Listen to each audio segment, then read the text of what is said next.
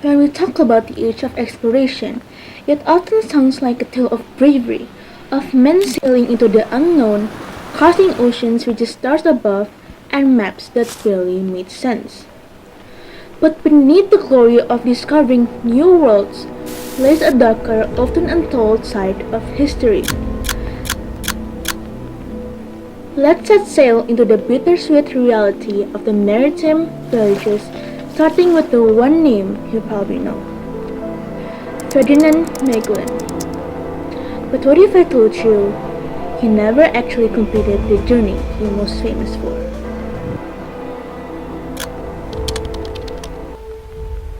In 1519, Magellan set off from Spain with 5 ships and about 270 men. His goal? To find a westward route to the Spice Islands, what we now know as Maluku, Indonesia. He believed there was a passage to the New World to the other side of the globe, and he was right, sort of. He discovered what is now called the Strait of Magellan, a narrow and dangerous channel in South America. After crossing it, he reached the Pacific Ocean, which he named for its calm waters Mar Pacifico. But Magellan never made it back home. He was killed in the Philippines during the Battle of Mactan by the warriors of Lapu-Lapu, a native chieftain who resisted foreign control. And here's the twist. The person who did complete the journey and became the first to circumnavigate the globe was a Basque navigator named Sebastian Elcano. He led the one remaining ship, Victoria, back to Spain in 1522, with only 18 survivors. This journey wasn't just about bravery and discovery, it came at a great human cost. Imagine over 250 men set sail, only 18 came back. Many died from scurvy, a disease caused by lack of vitamin C, common in long sea voyages where fresh fruits and vegetables were absent. Some starved, others were executed due to mutiny, and many more fell to harsh conditions or conflict with indigenous people. Based on the research by Stanford's Global History Project and Geostor's maritime journals, the age of exploration is also known as the age of exploitation, because every discovery came with conquest, including in Indonesia.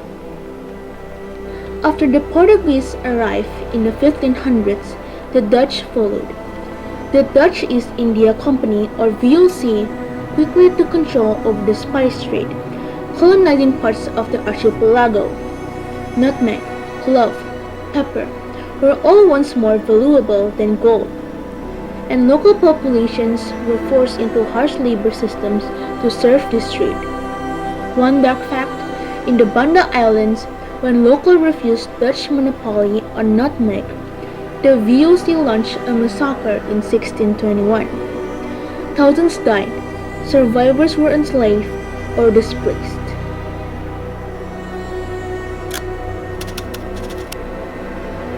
The world was never the same after those sails touched foreign shores.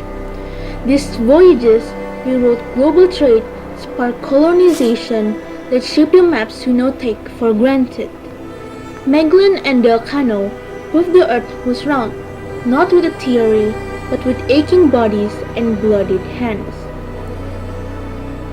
And while they opened paths for connection and exchange, they also opened wounds, some that still haven't fully healed.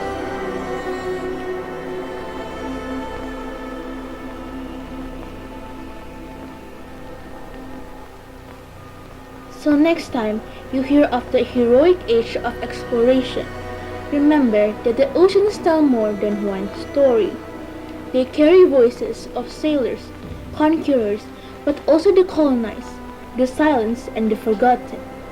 Because history is not just about where we went, but what we left behind.